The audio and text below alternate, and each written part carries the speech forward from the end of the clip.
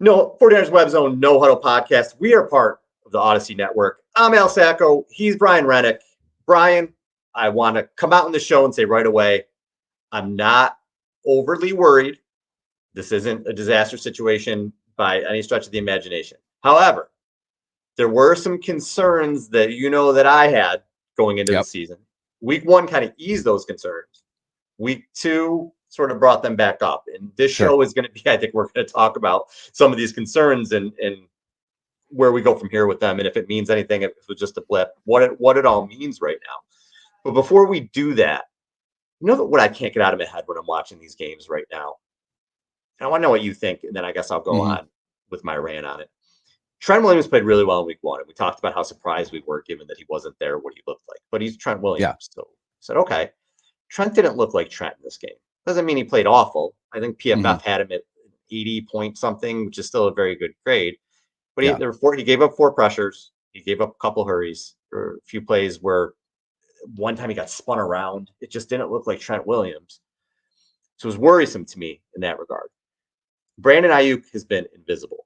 So I Mhm. have a bit of a rant with this in terms of what these contracts, these holdouts that keep happening, how they affect the beginning of the season and what that essentially means. Am I nuts or are you kind of feeling the same way with that? No, absolutely. And as these contract negotiations dragged on over the offseason, one of the things that I continued to bring up was the poor seasons that the 49ers stars had after prolonged contract Mhm. negotiations. I brought up Nick Bosa, I brought up uh, George Kittle, I brought up Deebo Samuel, and now we're looking at Brandon Ayuk with an incredibly slow start. And Trent Williams, I mean, it's hard to, it's hard to judge offensive line play. He's not giving up a bunch of sacks or anything, and it is just again week two. But Right. there were there were some pretty obvious issues with this offense against the Vikings. And I know we're going to get into that, but one of the things that I think is most telling about this offense through 2 weeks. Shout out to Steph Sanchez, who tweeted this out today, friend of the show. That Brock Purdy is the 4th most sacked quarterback in the NFL at 8. Only Gardner Minshew, Caleb Williams, and Deshaun Watson have been sacked more. But when you dig into the numbers a little bit, you see that Brock Purdy's time to throw is currently 9th slowest at 2.9, which means that he's getting enough time to go through his progressions. He's holding the And ball a little bit. his pressure rate is 20th overall. So he's getting sacked on less pressures than some of these other quarterbacks. But here's where I think, again, where we really see why this is happening. Through 2 weeks, Brock Purdy's average separation on throws is the lowest in the league at 2.9 yards, which is leading to more tight window throws. So Purdy currently leads the league in tight window rate at 24.6%. So basically what that means is that Brock Purdy has plenty of time to throw. The problem is his receivers are not getting open. And that is not necessarily something that we're used to as 49er fans, because we've been told time and time again that anybody can play receiver in Kyle Shanahan's offense. He's going to scheme you open anyway. And the reality is that's not happening right now. And that's not happening because, one, they played a Jets team that has a really, really good secondary. 3 awesome corners. Absolutely. Talent-wise, that's what they saw in week one. In week two, the Minnesota Vikings went with a pressure-heavy man scheme that proved to be very difficult for the 49ers to go against. And it's very similar to what we saw in the Super Bowl against the Chiefs in the second half. The 49ers don't have wide receivers who create separation on their own Mhm. against man coverage. Kyle Shanahan can scheme you with 15 yards of separation if you're facing a team that plays a lot of zone. But when it goes to man, that is going to be heavily reliant upon the wide receiver himself to get open, to get separation. And the 49ers wide receivers are not doing that right now. And that was the biggest issue yesterday when it came to, trying to beat this Minnesota Vikings team. Yeah, and before I go into the Ayuk stuff, because it goes along with that separation statistics that you're talking about, Purdy's had least as far as I can tell from what I've seen from some film and everything, he's had some opportunities to check the ball down, and he's not Yes. doing it. Yep. So he is holding on to the ball very long. Of those 6 sacks, you could argue a number of them had to do with him holding the ball. Again, I don't know who was open, but I did see in a couple occasions where he could have checked the ball down. There was a time Yeah. in week 1 when he could have checked it down to Mason where he forced the ball downfield. So I don't know if he's trying to do too much. I don't know if he's not seeing the field. I don't know if he just has a different approach because McCaffrey's not there. They are Yeah. missing McCaffrey a lot on third down in the passing game. You can take the running stats out of it. I know Mason is running well. He has had a lot of opportunities to catch the ball, but they're missing McCaffrey clearly on those third downs. Their third down numbers are atrocious. I got some stats I'll talk about in a little bit, but in terms of Ayuk, and you mentioned the separation, these guys are not getting open. And Ayuk, he has 6 catches for 71 yards, and his most memorable play over the first 2 games is a drop touchdown pass. Yeah. And my thing with this is, and people can put the blame wherever they want to, whether it's the 49ers, whether it's Ayuk, whether it's a little bit of both. It's both. He's making 30 million. It's both. Yeah. But he also admitted to dragging his feet. Mm-hmm. You know, he said probably made it more difficult than he intended to or wanted to. He doesn't show up until right before the season. They don't get this done. And now you are invisible for the first 2 games. Yeah. You are a $30 million a year wide receiver. CeeDee Lamb looks pretty damn good. Yeah. You know, I was watching Nico Collins, who Ayuk makes more than Sunday night, and I'm like, holy shit, this guy is a beast. He's come out of the gates with 200-yard plus games. If you're making that kind of money, I understand there's going to be some rust to knock off. That's expected when you're in this situation, but that doesn't take away the frustration of the fact that you lost a game largely because you couldn't throw the ball because you lack separation, right? So, well, Al, it's week 2. Who cares if they lost the game? Listen, we're not trying to make the playoffs here. This isn't a situation where we're trying to say, okay, hey, we're going to be 10-7 to make the playoffs. This is a situation where we want the bye. The 49ers want the bye. The 49ers want to win the Super Bowl. So these games are huge. The difference between 12-5 and 13-4 could be the bye. It could be home field. So that's huge. So I'm frustrated with that for sure, with the Williams situation and the Ayuk situation. I don't want to just shrug my shoulders and say, well, it's the first month. They lose a couple games, it's fine. No, every game is important right now. So I'm glad you got your money, but it's frustrating as hell. And this process has to stop so you're ready to go in week 1. And yes, I know that the first month of the season is a little wonky because preseason is the way that it is now. A lot of teams are still trying to find their way. I get all that. But it's frustrating as hell nonetheless. And they have to stop this precedent and actually get guys in early in camp so they're in football shape.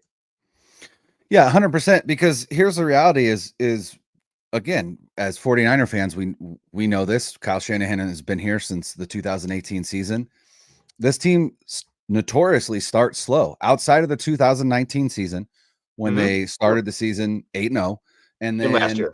And last year, since Kyle Shanahan has taken over in San Francisco, including the first 2 weeks of 2024.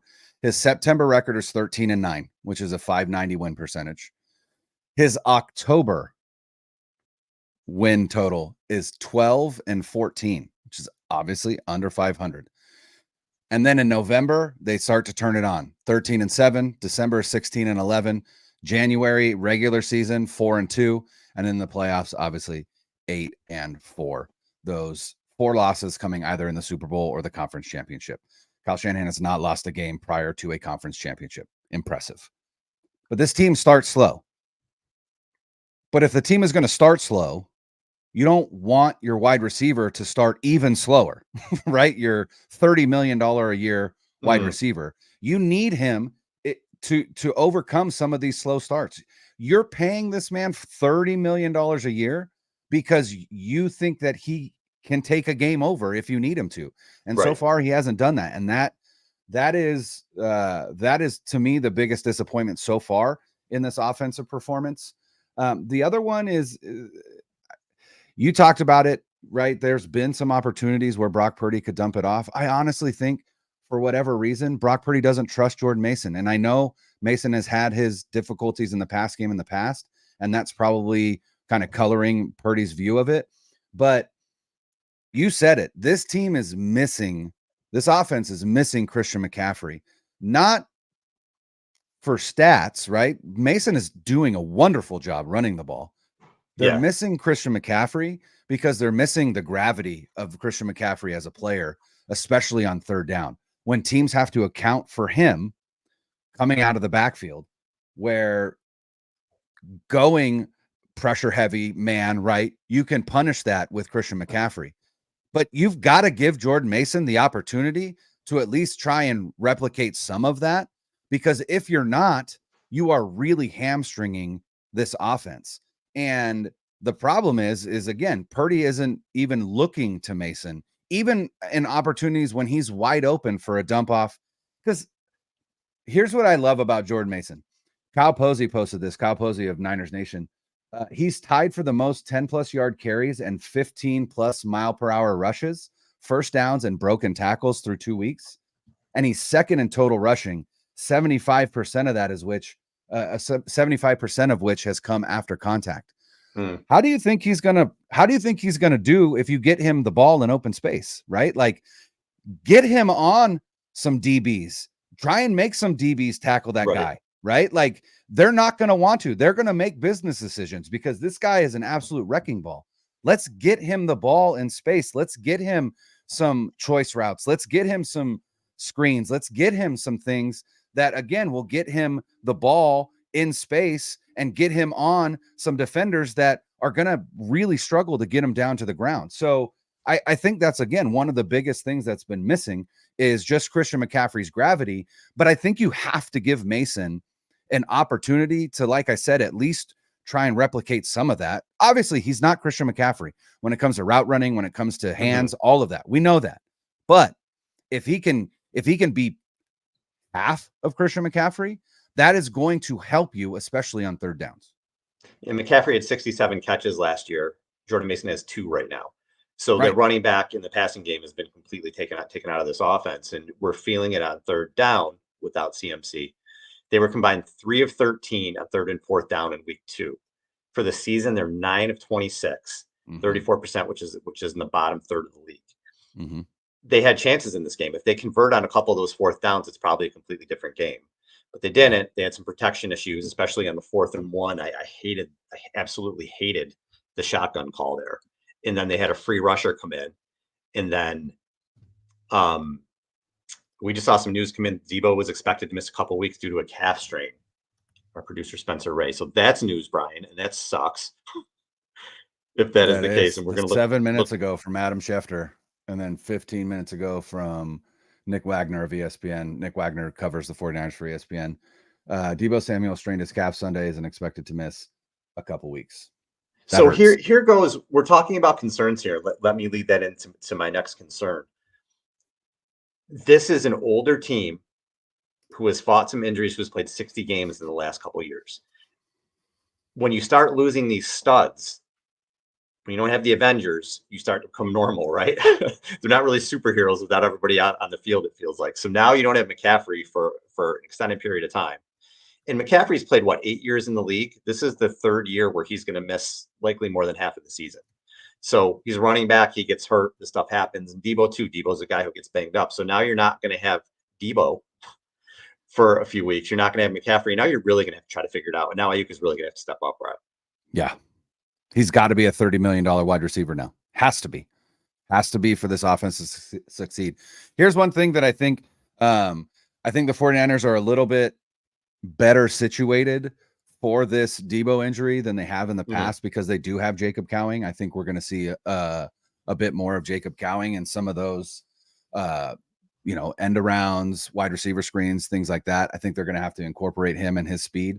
Obviously, he's not Debo Samuel. He's not a bowling ball. He's not a bowling ball with knives, right? His game is speed. But we saw it in the preseason. We saw Cowing, I believe, scored on a wide receiver. I think it was a jet sweep, maybe. I can't remember exactly, or at the very least a big gain on it. So you're going to have to see Jacob Cowing step up, but more than that, again, it's going to have to be Brandon Ayuk. And so far, we haven't really seen that from Ayuk. When Debo's been out, Ayuk has been pretty bottled up, right? And now it's Debo and Christian McCaffrey. So there's going to have to be some, I don't know. I don't know if Kyle Shanahan is going to have to adapt some of his play calling, if he's going to have to change some things up. I don't know what it's going to be, but this offense might be on the struggle bus for a few weeks if they can't get it figured out. Luckily, they play the Rams this week, who it feels like are going to have trouble fielding 53 guys on their roster with how many injuries they have. But then after that, you've got the Patriots, who Gerard Mayo seems to be leading those guys in that defense pretty well. That's a big loss, just again because, like CMC, Debo does have gravity. Where he's lined up affects the defense. Sending him in motion affects the defense, like all of that. And so, like I said, I think Jacob Cowing can do a fairly nice imitation of Debo in some ways, but obviously he isn't Debo. And so again, Ayuk is going to have to step up. He's going to have to be the big dog. You're paying him to be the big dog. He better be the big dog. And Ayuk has been really the main focus of this offense. He leads the team in targets. He has 19. Kittle's next with 13. Debo's got 13 receptions for 164 yards. He also has 10 carries, only 13 yards on the carries. The running hasn't been going too well with him, but he did score a touchdown. So Debo's been a huge focal point of the offense early. And now without him, right, that's another change that they're going to have to make. No CMC, no Debo. And you're right, teams have to account for Debo Samuel. Every time he's out there, teams have to game plan for Debo because he's such a unicorn. He's such a one-on-one. So now they're going to have to figure it out. Brian, I have to ask you, Brian Flores, Mike McDonald, Jim Schwartz, you mentioned Spags in the Super Bowl. These guys kind of have Kyle Shanahan's number. I know you have to have the horses to do what they do. But is there a worry there at all that it's been 2 out of the last 3 games when you look at the Super Bowl, when you look at this game, where the teams are starting to adjust and maybe taking things away? And this is the season, and this is just the point where Purdy has to become more than maybe just an extension of Kyle out there. Mm-hmm. I don't think Purdy leads the NFL in passing yards. It's not like he's playing horrible. Right. I'm not saying that, but this is going to become the point now where maybe Kyle and Purdy need to make some adjustments. Purdy does have to move around a little bit more. I thought there were times when he just, you'll see him run around and do the Tony Romo thing. There were times in week 2 where he just kind of stood in the pocket. And I was like, dude, like run around and make something happen. So I do wonder a little bit if the book is sort of out and teams are going to start to play the Niners like this, a lot of man blitzes, that sort of thing. Yeah, I mean, I do think that the book is out. I do think that teams know that is the best way to beat the 49ers. And unless you're going against somebody like Robert Saleh, who is married to the scheme that he runs, I think you're going to see more teams try and run it. The question is, do they have the talent to do it? But here's the thing, like the Vikings don't have a ton of talent on defense. They've got some dudes, but they don't have a ton of talent. They don't have a well-known secondary. They don't have what you would normally think would be a recipe for shutting down a Kyle Shanahan offense. And yet here we are 2 years in a row, Brian Flores holding Kyle Shanahan to 17 points. But yeah, I absolutely think that the book is out. I absolutely think that that's what teams are going to try and do. And so I thought that Kyle Shanahan, with the drafting of Ricky Pearsall, with the drafting of Jacob Cowing, with the push to sign Brandon Ayuk to $30 million a year, right? Like, to me, that is Kyle Shanahan saying, all right, well, if you're going to do that, I'm going to get guys who can get separation, guys who are crisp route runners, guys who, have speed, top end speed to take the top off the defense. And we haven't seen that yet. And so, again, obviously, everything that's happened with Ricky Pearsall, that's not, can't blame Pearsall for that. Right. But it certainly seemed like Kyle Shanahan learned a little bit from the Super Bowl. Like, all right, I've got to figure out a way if teams do this to me to counter it in some way. And really the only way is to have guys that can be winners when it comes to route running and when it comes to getting separation. And Brandon Ayuk has typically been that, but missing as much time as he did, it looks like he's struggling to be that right now. Jawan Jennings is that, but at a sticks, depth, if you will. Like, he's not going much past the sticks, and really he's creating separation with his body more than he is with his route running. But I mean, it is a concern. It absolutely is a concern. And then the other thing is, again, if it's going to be pressure heavy and a lot of man, this offensive line is going to have to hold up in pass protection. And you can, not every sack is an O-line sack. And you know, Purdy went down 6 times. Not all of that is on the offensive line. Some of that is on Brock Purdy. But that is a concern with, again, Trent's prolonged holdout and just the history of Colton McKivitz. So yeah, that is definitely a concern. Yeah, man, that Debo news. Wow. Unbelievable. I kind of feel like when it rains, it pours a little bit. It just feels, I don't know. We'll see what happens, but the vibes right now just feel after that game and having Debo going out and CMC on IR. It's rough, man. And okay, more concerns.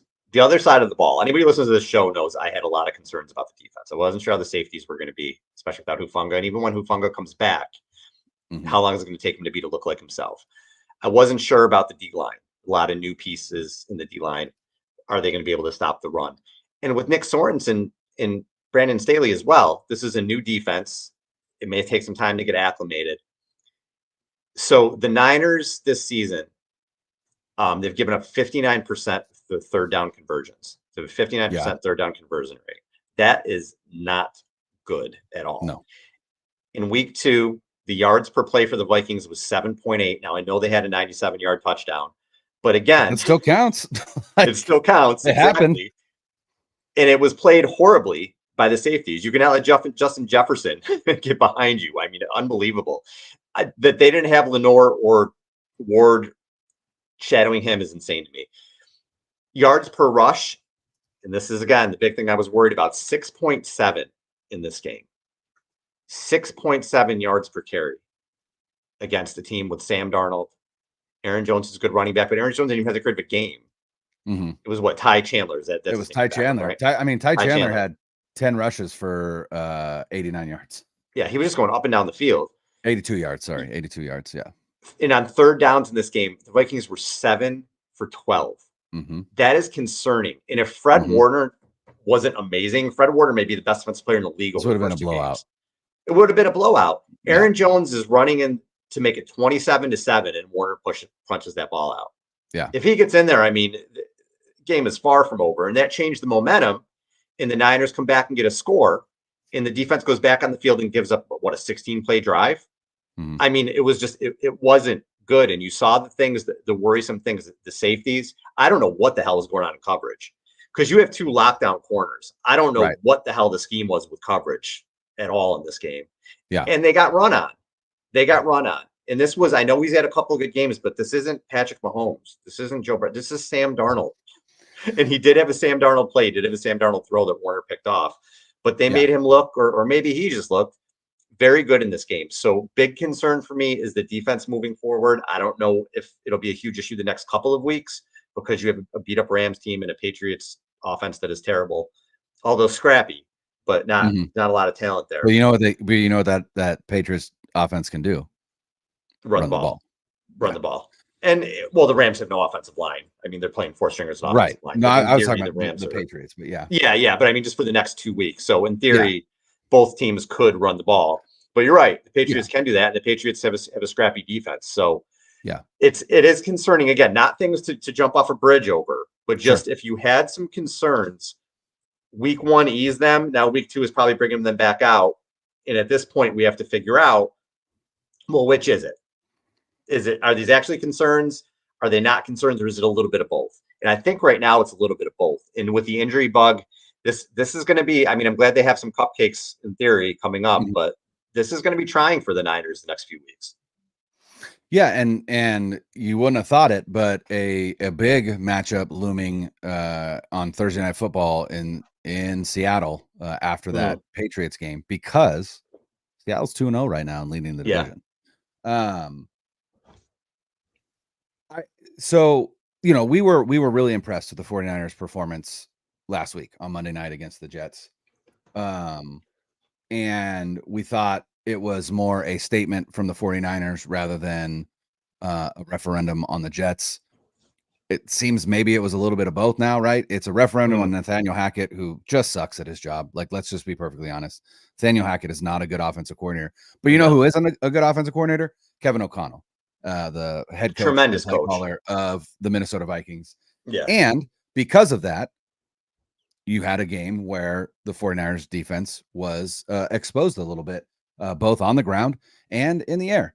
And like you said, there's just no excuse for two safeties being on Justin Jefferson in coverage when you have Travarius Ward and Diamador Lenore on your team. Like Mhm. you've and even Travarius Ward said after the game, like, I feel like I do my best when I shadow their best wide receiver.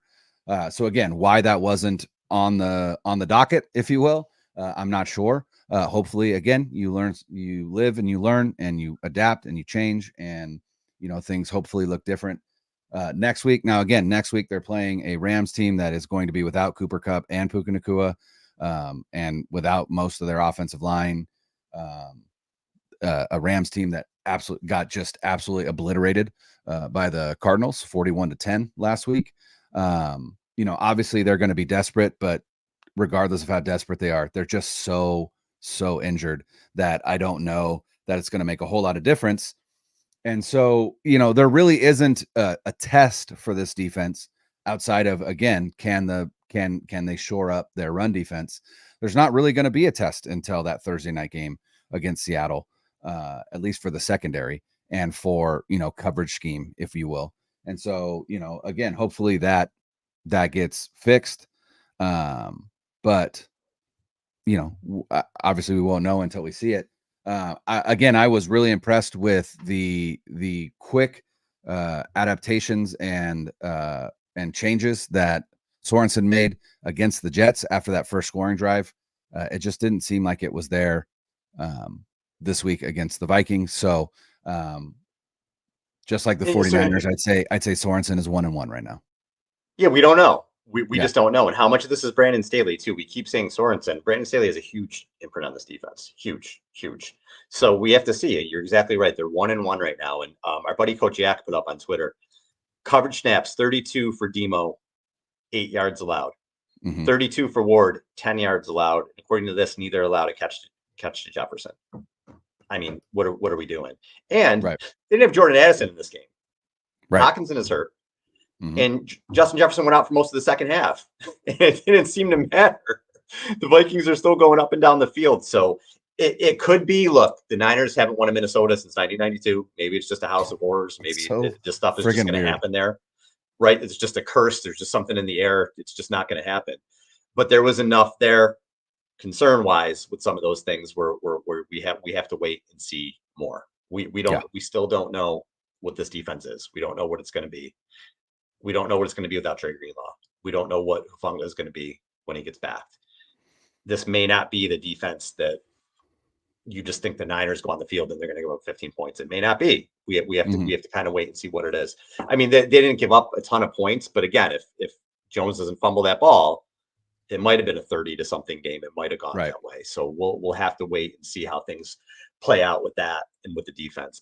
And the other thing that was in this game, again, moving forward, it's not something that I anticipate to happen every week, but Kyle Shanahan got out-coached. The Niners got out-coached everywhere. Flores and kind of Kevin O'Connell, who are a terrific duo, out-coached the hell out of them. And the other thing that keeps rearing its ugly head with this team, special teams. Special teams. You get a punt blocked, you give up 3 points, you muff a punt that you're lucky to get back. That could have been a disaster. So just these little things that keep happening. And if you don't have the Avengers there, and right now they're down 2, if Debo and CMC are both going to be out for a while, these little things are going to eventually start to catch up with you. And they did in week 2. Yeah. You're hard pressed to win a game when you have a turnover on special teams, which is what I would consider a punt block, right? That's a turnover. Again, you watch it back and for whatever reason, Robert Beal and Demetrius Flanagan fouls. I don't know if it was a miscommunication on their part. I don't know if it was just an error in block scheme. Not sure, but you can see Robert Beal watching CJ Ham as he's 2 yards past him and about to block the punt. Yeah. I don't know what it is about Kyle Shanahan's tenure. They've just never been a good special teams team, which is wild, especially with the level of talent that they have on this team. You should be able to field a pretty decent special teams coverage unit and all of that with them, a number of athletes that they have on this team.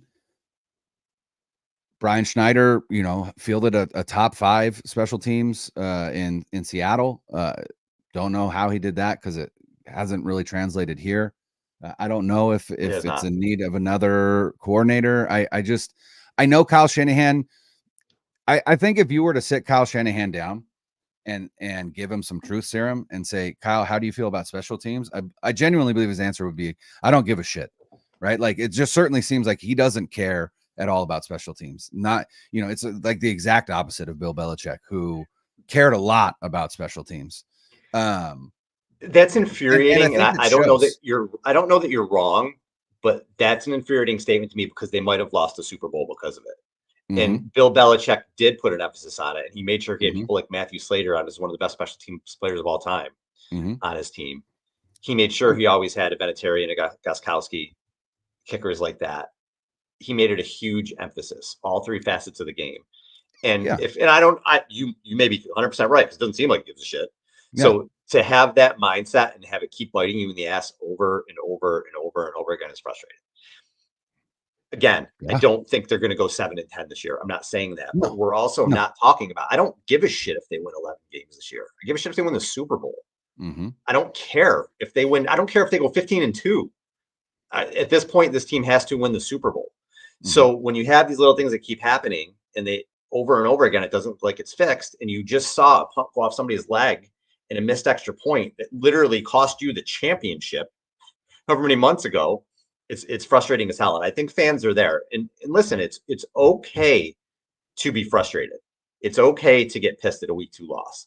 It doesn't mean you think the sky is falling. It doesn't mean you think they're a bad team. It doesn't mean you think Kyle's a bad coach. It doesn't mean any of that, right? It just means you didn't like what you saw in week 2. It means you think there's some issues that they have to correct. And as a fan, you have every right to say that.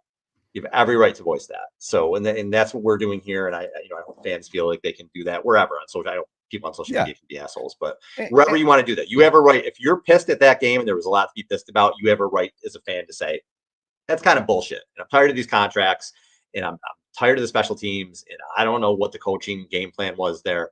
It's okay, man. It was frustrating. It's if that's where your head is, that's where your head is. Yeah, and the sky isn't falling.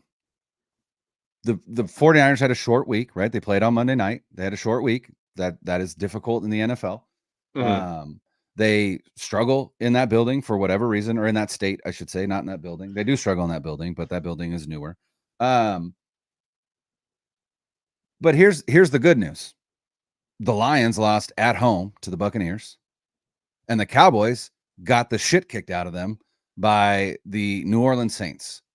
And so the other teams that we thought, could challenge for NFC supremacy, the Eagles being one, they play tonight. We'll see what they look like. They didn't look great against the Packers in that week 1 Friday night game down in Brazil, but it was week 1. They were in Brazil. Like, let's terrible field conditions. Yeah, terrible field conditions. Let's go ahead and see, kind of what that looks like. Even the Packers, right? We don't know how long Jordan Love's going to be out. They eked out a victory, against all odds this past weekend against the Colts. Thoughts out to DeForest Buckner, who looks like he had a pretty significant ankle injury. MRIs came back, nothing broke, but he's going to be gone for a while. And don't like to see that, any former 49er. But also kudos to Matt LaFleur. Matt LaFleur, I don't think gets enough credit as one of the better coaches in the NFL. Really good coach. The fact that they won a game where Malik Willis was their quarterback is pretty damn impressive. Basically running a college option offense, right? Or whatever. Exactly. Colts couldn't stop anything. Couldn't stop any of the runs. Yeah, and so the teams that we thought were going to be there at the end are also having some of their own struggles. So again, that is part of the good news. obviously, it's just week 2. We're not. It is. You can throw September out in the NFL. Yeah. I guess my point with the Niners is the things I was concerned about. There was a big bright light on them in week 2. That was it. If they just, something wonky happened or a ball get tipped or they just didn't show up type thing, but it was the things I was concerned about. I was like, oh shit. Yeah. So now which is it? Which way are we going? Or is it going to balance out? That's just kind of where my head is with them right now. And the other thing that you have to keep in mind with Kyle Shanahan, and again, I'm not saying that this is what is happening, but he is notorious for holding things back early in the season, right? For him to, use later in the season and in the playoffs. And, the offense that we see in September is not probably going to be the offense that we see in November and December and into January. And this is a team that lost to the friggin' Bears in September 2 years ago and lost to the Broncos 2 years ago in September. And those two teams were two of the worst teams in the NFL that season. And how did that season end? Brutal loss in the NFC Championship game, but still made it back to the NFC Championship game. So again, just like you can't overreact to week 1, we can't really overreact to week 2. It's early. Again, in the olden days, this would have been week 1 of the regular season, right? It's the second week now. There's only 3 preseason games. We talked about last week being technically the 4th preseason game, right? And so, I don't think there's anything to panic about. The loss of Debo is big. That's going to be tough for the next few weeks. We got to see more out of Brandon Ayuk. We got to see more out of this run defense, and we got to see a little bit more out of Sorensen and Staley when it comes to coverages and making sure that, again, in the future, a guy like Justin Jefferson isn't being covered by 2 safeties, one of whom is only starting because Hufanga isn't ready, right? George Odom is not a starting safety in the NFL. He is a special teams ace, great and great at it, right? But you're asking him to do too much if you're asking him to cover Justin Jefferson. That's just not fair to George Odom. And we're going to find out a lot about Brock Purdy. He can silence a lot of critics over the next couple of weeks, if he plays really well and they win games without Debo and without CMC. So 100%. It's going to be interesting in Ninerland. It's always interesting in Ninerland. All right. We appreciate everybody listening. Please subscribe to the podcast and to our YouTube station. For Brian, I'm Al. Later.